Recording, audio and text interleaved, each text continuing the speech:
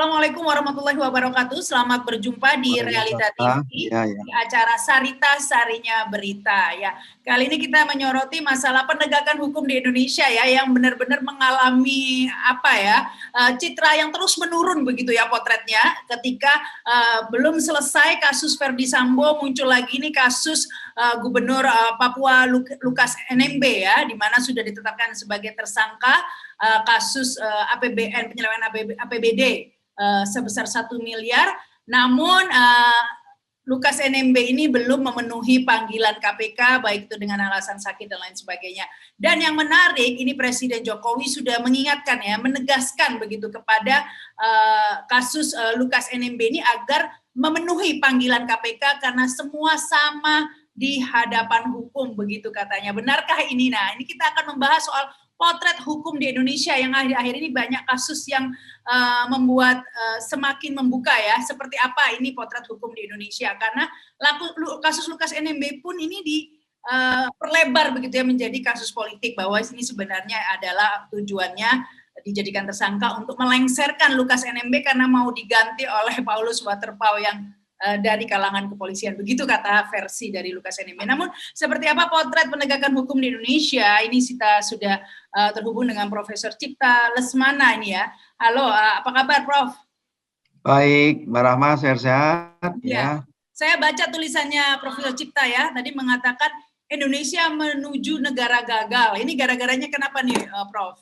Iya, oke. Para pemirsa yang saya hormati, saya tampil di sini sebagai mantan anggota Komisi Konstitusi MPR. Jadi bukan pengamat politik, ntar dibikin main politik lagi gitu ya. Mantan anggota Komisi Konstitusi MPR. KK itu dibentuk oleh MPR untuk mereview, meninjau ulang hasil amandemen Undang-Undang 45. Waktu itu ribu-ribu sekali, banyak yang pro kontra. Amin Rais, ketua MPR waktu itu, membentuk Komisi Konstitusi. Nah, saya ya berbahagia sekali terpilih sebagai salah satu anggotanya. Begini. Pelaksanaan hukum, law enforcement di Indonesia ini memang sangat buruk. Bukan sekarang, sudah cukup lama, bertahun-tahun yang lalu. Sehingga kira-kira 10 tahun yang lalu ada tim dari PBB. Saya nggak tahu kenapa mereka ke Indonesia ya. Tim PBB ini ke Indonesia untuk menyelidiki bagaimana rule of the law di Indonesia. Sebab di luar negeri, di internasional sudah ada tuh ya, suara-suara di tingkat internasional jelek hukum di Indonesia, bukan hukum, pelaksanaan hukum di Indonesia ini. Maka dikirim timlah ke Indonesia ini, diteliti dari Sabang sampai Merauke, law enforcement Indonesia. Bagaimana hasilnya Mbak Rahma?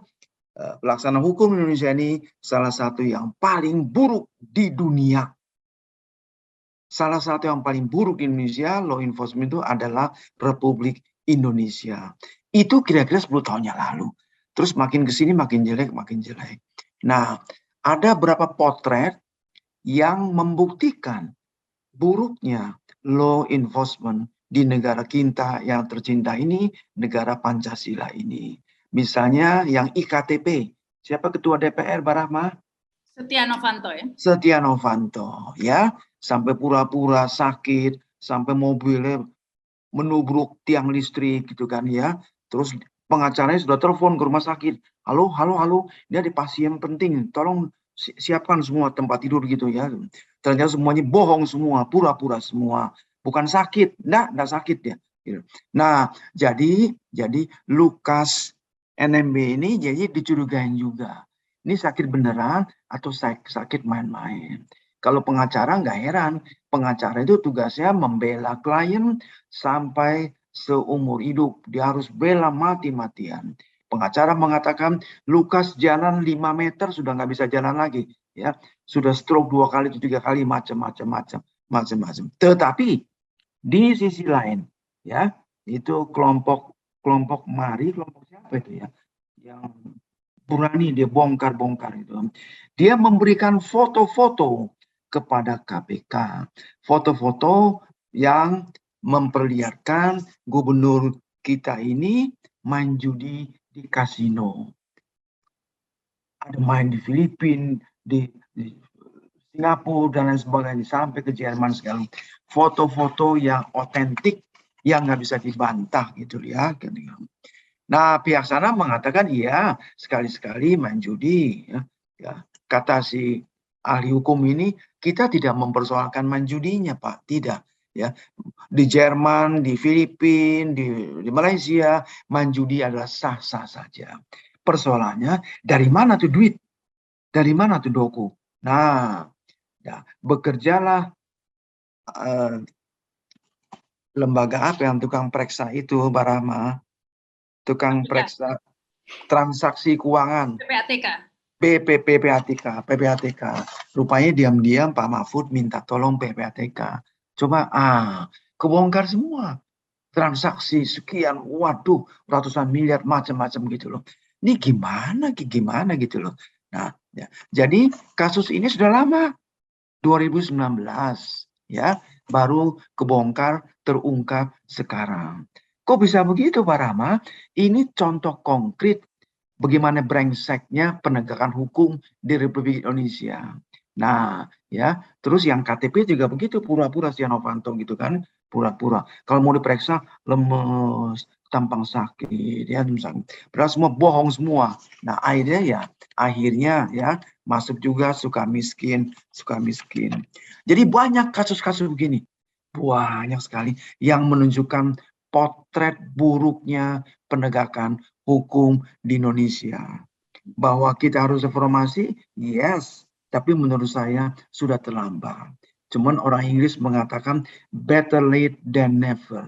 Lebih baik terlambat daripada nggak pernah sama sekali. Ya, Prof. Cipta, yang menarik ini Presiden Jokowi berkomentar soal kasus Lukas NMB ini dengan mengatakan semua sama di depan hukum. Ini kan sepertinya apa ya, seperti agak-agak hipokrit gitu loh. Kita tahu nggak ada yang sama di depan hukum. Kalau terjadi kepada oknum, misalnya Harun Masiku atau Putri Chandrawati, ini kan jadi... Karena gubernur itu kan dibawa langsung Presiden. Presiden Jokowi merasa perlu mengingatkan semua pihak, ya. Sama semua. Dia kutip pasal berapa Undang-Undang 45 itu ya, sama semua. Nah, jadi yang Barama katakan benar, ya. Kita juga ketawa. Saya juga maaf ya, ketawa mendengar pernyataan dari Pak Jokowi, Presiden kita tercinta. Kenapa ketawa? Ya, lihat kasus Sambo. Ya, sudah 4 kali kita sudah bahas di sini nih. Saya sudah capek dengan Barama nih. 4 kali beliau mengatakan supaya kasus Sambo dibuka seterang-terangnya, transparan, jangan ditutup-tutupin. 4 kali. Kenapa 4 kali? Karena yang pertama tidak dilaksanakan oleh Kapolri, yang kedua tidak dilaksanakan, yang ketiga tidak dilaksanakan, sampai 4 kali. Kan di sini sampai saya sampai tepuk tangan. Gimana seorang presiden 3 kali, 4 kali memperingatkan Kapolri, nggak dilaksanakan, kok diam saja. Nah, jadi itulah bukti-bukti indikasi kuat bahwa Indonesia ini sudah menjurus ke negara gagal. Apa itu negara gagal? Bahasa Inggrisnya, bahasa Betawinya, failed state. Negara gagal adalah negara yang tidak mampu. Ini karena maha penting, saya quote unquote ya supaya nggak meleset nih. Negara gagal, negara yang tidak mampu menjalankan 2 fungsi pokok negara, yaitu pertama, negara tidak dapat memproyeksikan otoritas atas wilayah dan rakyatnya, artinya menjalankan otoritinya terhadap wilayah dan rakyatnya, tidak mampu. Nah, indikasi yang kedua, negara tidak dapat melindungi batas-batas nasionalnya, batas-batas bangsanya, tidak mampu melindungi.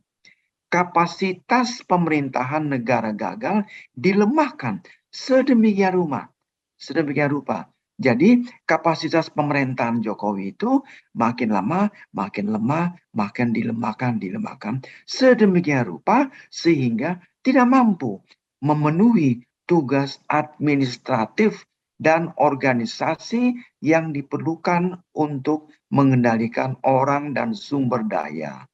Jadi makin lemah otoritasnya, sehingga perintahnya, sehingga apa yang diinginkannya itu tidak dilaksanakan, dan pemerintah sepertinya tidak berdaya to enforce, memaksa perintahnya, memaksa kehendaknya untuk dilaksanakan oleh instansi-instansi pemerintahnya, oleh KPK, oleh polisi, oleh instansi yang lain, ya.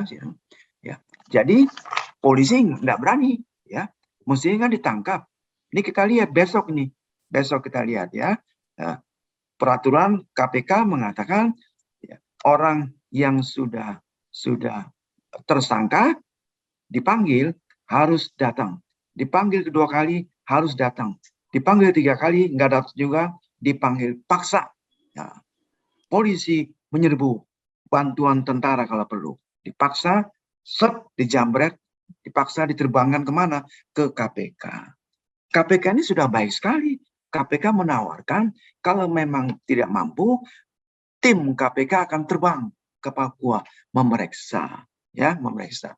Memang kan dikatakan sakit betul apa sakit nggak, bohong walau-walam. Paling bagus KPK dari kemarin-kemarin, jangan banyak bacot juga KPK. Dari kemarin-kemarin terbangkan tim dokter yang netral. Apa susahnya sih beli tiket ke Papua? Nah, dokter, jangan pakai dokter Papua lagi. Pakai dokter yang netral, pakai dokter RSPAD, dokter RCM misalnya, diperiksa sejujurnya, setelitinya. Apakah betul gubernur Papua ini sakit atau tidak? Sebab menurut hukum, orang yang sedang sakit tidak boleh diperiksa. Memang betul itu menurut hukum. Nah, jadi inilah kelemahan hukum kita, sehingga sedemikian rupa law enforcement kita, sedemikian buruknya wajah law enforcement kita ini, maka Indonesia menurut Profesor Cipta Lesmana layak diberikan stempel menjurus ke negara failed state. Sampai di sini dulu saya menjelaskan, mudah-mudahan pemirsa mengerti apa itu failed state. Nah, tempo hari ada lagi satu pesantren, ya, yang kasus pesantren heboh luar biasa sekali, heboh sekali, ya, kasus pelecehan biasa gitu, ya. Nah, polisi nggak berani ditangkap karena ada massa aksi yang ratusan orang mengelilingi pesantren itu. Jadi nggak mampu polisi ini. Itu indikasi kuat failed state. Aparat kok nggak mampu. Berhak aparat menangkap siapa saja yang diduga kuat melakukan tindak kejahatan. Ini nggak berani dia. Nggak berani. Waktu kasus siapa? Sambo demikian juga. Ya, banyak indikasi, sehingga banyak indikasi tentang permainan quote unquote pat gulipat dari kasus Sambo ini. Saya tahu Mbak Rahma ini sama dengan Cipta Lesmana. Kita udah empat dari sandiwara ini, sudah empat sekali itu. Bagaimana Kapolri ini, ya? Jadi itu indikasi failed state. Ya. Orang perempuan, ada bintang film siapa tuh, Angelina Sondakh gitu, ya. Dia lagi hamil, nggak peduli hamil, dicomot, masuk penjara. Oke, minum susu, bayinya di penjara. Kok bisa? Kok berani gitu, ya? Sekarang istri Sambo nggak berani. Ibu Putri, ya, katanya demi pri kemanusiaan. Jadi nggak bisa ditahan. Bagaimana? Polisi memang tidak bisa memeriksa, melakukan tindakan terhadap polisi. Apa yang dikatakan jeruk makan jeruk gitu loh. Ini kan tidak adil. Tidak adil. Aduh, Mbak Rahma, Tuhan tidak kasih saya jadi presiden. Kalau saya presiden, saya udah saya comot betul-betul gitu, ya. Apa sih? Mana itu yang konsorsium 303? Nggak tersentuh sama sekali. Nah, sampai situ Pak Rahma. Saya terlalu banyak ngomong, apalagi? Iya, karena memang kan kalau memang kasus korupsi sudah ditetapkan sebagai tersangka, ya benar kata Presiden Jokowi agar dihormati begitu ya. Seharusnya Lukas NMB menghormati ya KPK dan memenuhi panggilan KPK. Tetapi kenapa ini seperti wibawa hukum ini seperti memang tercoreng begitu ya? Karena tahu dalam kasus-kasus lainnya ya tadi itu tidak sama di depan hukum, ada orang. Nah, inilah yang membuat orang kemudian wibawa hukum terus turun begitu ya, Prof. Undang-Undang 45 menganut asas equality before the law. Sama derajat di depan hukum. Ini yang terjadi bukan hanya kasus-kasus Papua, di beberapa kasus yang terjadi prinsip inequality before the law. Inequality before the law. Nah, nanti kita bahas bagaimana reformasi hukum, kita bahas nanti. Ayo, Mbak Rahma, apa lagi? Iya, karena kan memang soal penegakan hukum ini kan sudah menjadi rahasia umum ya.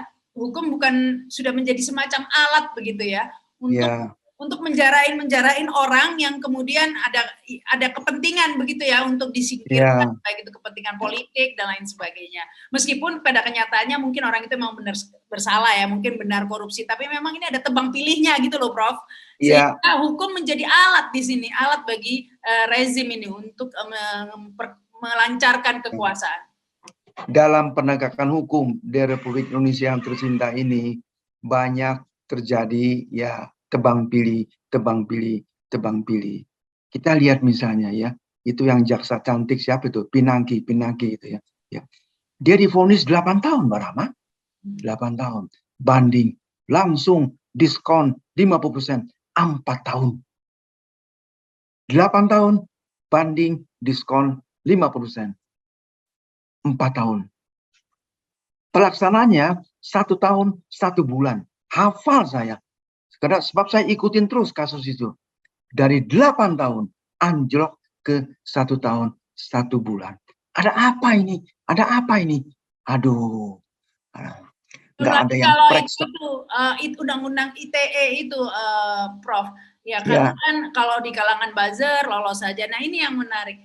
Kenapa Presiden Jokowi itu selalu berkomentar ketika itu beririsan, bukan ketika beririsan dengan oposisi begitu ya. Contohnya undang-undang ITE dulu ya, ketika Abu Janda mengalami masalah, langsung Presiden Jokowi juga berkomentar bahwa undang-undang ITE ini harus direvisi begitu ya. Tapi setelah kasusnya hilang, ya nyatanya nggak direvisi juga begitu ya. Hilang, berita itu hilang. Berita itu hilang. Jadi harapan PHP aja. Demikian juga dengan kasus Lukas NMB ini. Ketika kasus Lukas NMB begitu ya, karena memang ya saya tidak tahu lah, mungkin katanya ada motif politik meskipun ada kasus korupsi juga begitu ya. Giliran ini komentar lagi nih Presiden Jokowi mengatakan semua harus sama di depan hukum. Tetapi kenapa di kasus lain tidak ada komentar seperti itu? Ya, ini kan dia bilang, Presiden bilang kita harus melakukan reformasi hukum ya. Kita ini hari ini tanggal berapa Pak Rahma? 27 ya. 28 ya. 28 September ya. 28. Nanti Pak Rahma catat ya. 28 ya. Nanti pertengahan Oktober juga lupa. Nggak ada lagi tuh narasi tentang reformasi hukum.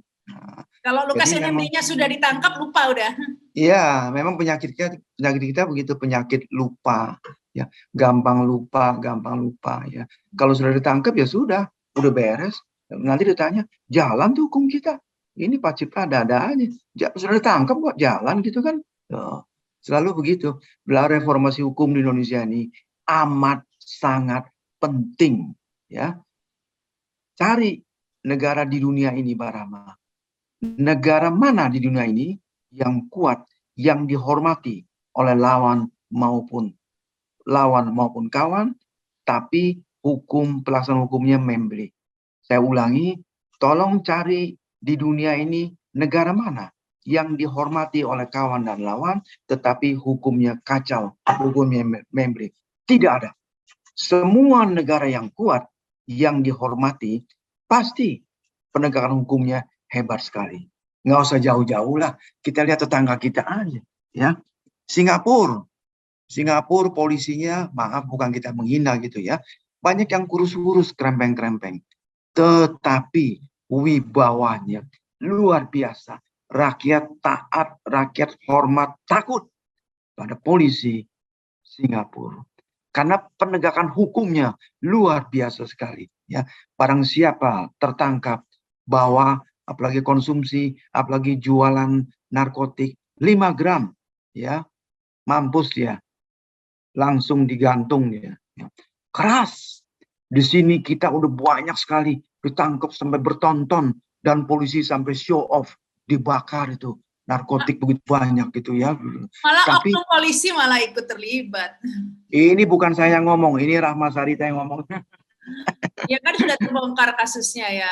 Dibakar, dikasih pameran, wow hebat sekali gitu ya. Di Singapura nggak pakai bakar-bakar, sebentaran langsung digantung.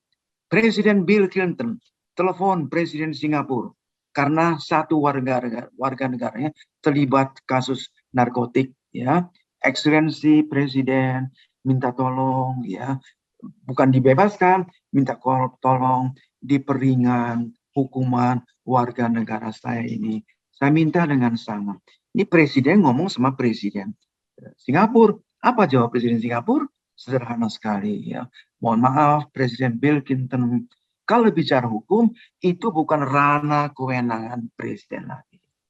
Hukum tidak bisa dicampuri oleh siapapun di negara kami, termasuk oleh presiden. Waduh, luar biasa sekali ya. Bagaimana di Indonesia ini? Bagaimana? Tempo hari kan ada perempuan warga negara Australia terlibat juga narkotik, ya, dibebaskan oleh Presiden SBY. Bagaimana? Padahal waktu pembebasan itu belum lama dia bicara. Saya punya clipping itu. Bicara, kita harus keras memerangi narkotik. Tidak ada ampun. Siapapun harus dihukum berat, hukum berat. Muncul kasus ini. Siapa tuh, Michelle Mevley atau siapa, lupa saya namanya. Ya, saya lupa namanya. Saya ingat itu kasus itu. Aduh. Ya, karena cantik orangnya, jadi agak heboh dulu. Tapi begini, Prof. Cipta, tentang reformasi hukum ini, masih mungkinkah dia lakukan di Indonesia? Bisa. Aduh, saya sering mengatakan masalah apapun sepanjang masalah itu ciptaan manusia bisa dipecahkan, bisa ditangani. Ya. Kalau masalah itu datangnya dari Tuhan Yang Maha Esa, kita nggak bisa. Misalnya tsunami, ya, kita anggaplah itu luar biasa sekali, kita hands off. Tapi kalau masalah itu ciptaan manusia, narkotik, prostitution online, itu kan yang main manusia-manusia juga. Aduh, gampang sekali sikat itu. Kenapa jadi nggak bisa sih? Ini masalahnya fulus, semua fulus. Kalau pakai fulus aja, ya habis semuanya, lupa semua. Ya, tapi kan kalau untuk melakukan reformasi hukum yang sudah seperti ini kondisinya, ini kan memang kuncinya ada di presiden, Prof. Presiden, yes, kuncinya ada di pemimpin tertinggi. Ya, kita positive thinking lah, Barama. Positive thinking bahwa Joko Widodo orang baik, orang yang kepengen ya semuanya bagus, hukum bagus. Ya. Bisa-bisa betul, Barama. Ya, saya percaya Jokowi ini orang baik. Yang brengsek ini 1-2 pembantunya. Menurut saya, Barama. Masa sih, Prof, kok ini ada masalah rame-rame Satgasus yang PPATK aja udah menemukan transaksinya 150 triliun, 55 triliun. Iya. Jokowi tidak komen loh, Prof. Iya. Ini menunjukkan ada etikat untuk melakukan reformasi hukum. Iya. Saya juga bingung itu 151 T sampai hafal itu jumlahnya. Nah, Barama, ini kasus raksasa. Rupanya banyak orang besar yang ikut, saya katakan rupanya. Habis diam-diam aja, Kapolri juga nggak pernah komentari. Rupanya, or probably, bahasa Betawinya probably, ada orang-orang tertentu yang ikut makan.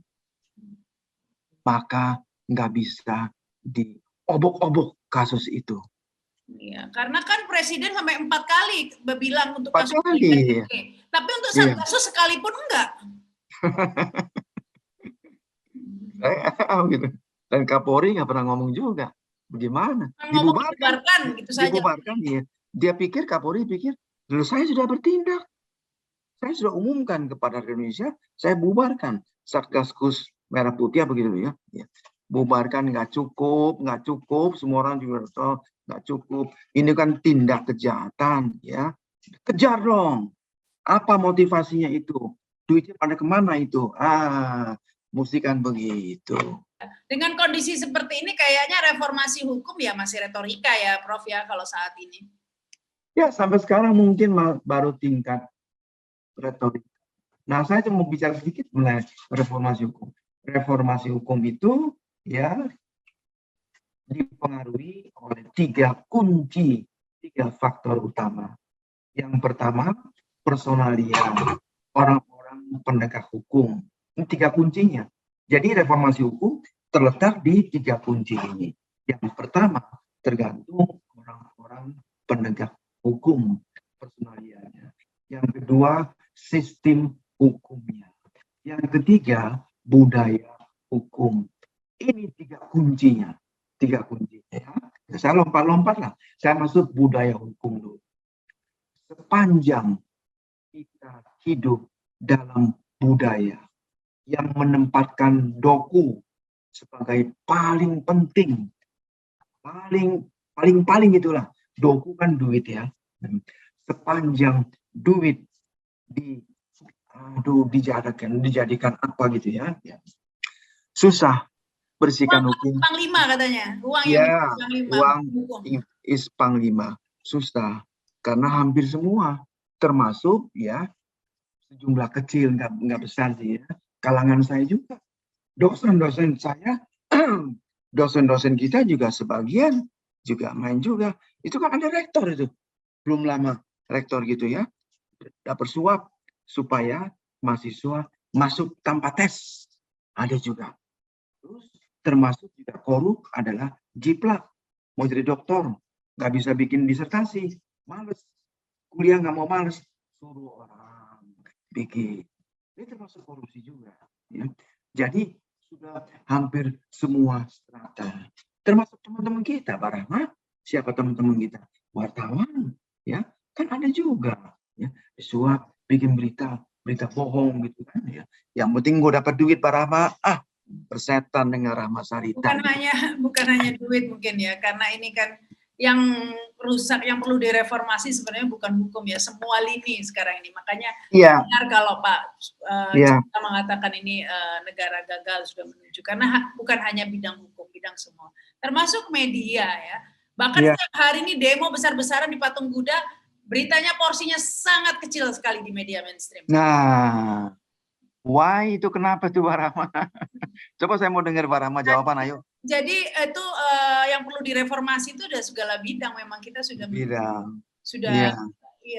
makanya baik itu kalau suap itu dari pejabatnya sampai yang tingkat kecilnya sudah ini nggak tahu gimana cara mereformasi kalau kondisi kayak gitu. Ya, memang maha susah. Tadi saya katakan, Pak Rahma tanya, masih bisa nggak? Saya katakan bisa, ya bisa. Sepanjang itu persoalan ciptaan manusia, bisa. Tapi memang maha sulit. Yang penting, ya, political will dari pemimpin tertinggi kita. Saya bicara budaya-budaya karena menurut teori tiga kunci itu, Pak Rahma, ya. Tiga kunci itu yang mesti diperbaiki. Ya, yang ketiga itu budaya, terus ada sistem hukum. Sistem hukum kita ini banyak ketidakadilan, ya, terutama waktu rekrutmen hakim. Ingat, hakim itu tugas utamanya dia membuat judicial discretion, diskresi hukum. Itu tugas utamanya. Jadi hukum itu ada di tangan hakim, di palu yang dipegang oleh hakim. Apa yang diketok oleh hakim itu mempengaruhi keadilan, mempengaruhi masyarakat luas, mempengaruhi bangsa. Jadi amat sangat penting. Terus juga ya putusan hakim. Ya, ini harus diubah, termasuk sistem hukum kita. Ya, hukum kita tingkat pertama pengadilan negeri. Tok dihukum 7 tahun. Saya nggak puas, Bapak Hakim. Oke, banding ya, banding. Tok diperberat hukumannya. Saya mau kasasi, masuk kasasi. Ya, jadi putusan pengadilan negeri banding, Mahkamah Agung kasasi. Setelah kasasi masih ada lagi, ya, masih ada lagi PK, peninjauan kembali, ya. Yang adili sama juga hakim-hakim agung. Yang anehnya di Republik Indonesia ini, setelah PK diketok palu, masih bisa lagi ke atas lagi. PK terhadap PK. PK bisa 2 kali. Hanya terjadi di Republik Indonesia. Di seluruh dunia, kalau sudah kasasi, ya habis. Selesai perkara itu. Putusan kasasi, final. Kita tidak. Bisa ajukan ke PK. Sudah PK, masih bisa lagi PK terhadap PK. Ini kan sistem yang mesti dibakar, dirombak total. Maka nggak heran, misalnya apa kasus terpidana narkotik, tok, dihukum mati, 5 tahun, 7 tahun, belum juga dieksekusi. Bagaimana Indonesia ini? Sudah ketok-ketok gitu ya. Koruptor juga begitu. Coba di Cina, Xi Jinping itu. Dia termasuk quote-unquote, termasuk gila. Temannya sendiri dihukum mati. Tembak langsung gitu. Karena terbukti sudah kasasi melakukan tindak korupsi. Dia nggak peduli teman. Ini teman baik saya, nggak peduli. Dor, tembak gitu loh. Di kita buat pertimbangan, banyak pertimbangan. Ya, kalau dibandingkan negara-negara lain sebenarnya banyak juga ya yang mengalami hal yang sama ya, di mana mendapat penurunan dalam hal penegakan hukum maupun korupsi dan lain-lain. Ada dulu di Hong Kong begitu ya pada tahun 70-an, kemudian di Cina, kemudian dulu di Kolombia pernah juga dikuasai oleh mafia, New York juga pernah dikuasai preman begitu ya. Tapi mereka semua bisa keluar dari masalah itu. Nah, ini Indonesia kapan ini, Prof? Ya, sekali lagi, pertama tergantung pada political will. Mudah-mudahan pemirsa semua ngerti ya. Political will dari pemimpin tertinggi. Ada tidak niat politik yang sungguh-sungguh, niat politik yang keras sekali? Ada tidak kesadaran negara Indonesia tidak akan maju, berani bertaruh, ya. Nanti bertahun-tahun, mudah-mudahan Tuhan masih memberikan umur panjang kepada saya, kepada Rahma, untuk membuktikan, ya, negara tidak akan kuat, negara akan memble terus, bisa disuap, apapun disuap, tidak akan kuat, tidak akan maju. Biar Sri Mulyani menteriak ekonomi kita sudah hebat, jangan percaya, tidak akan maju selama hukum memble seperti begini, selama hukum gampang dibeli oleh duit, oleh siapapun.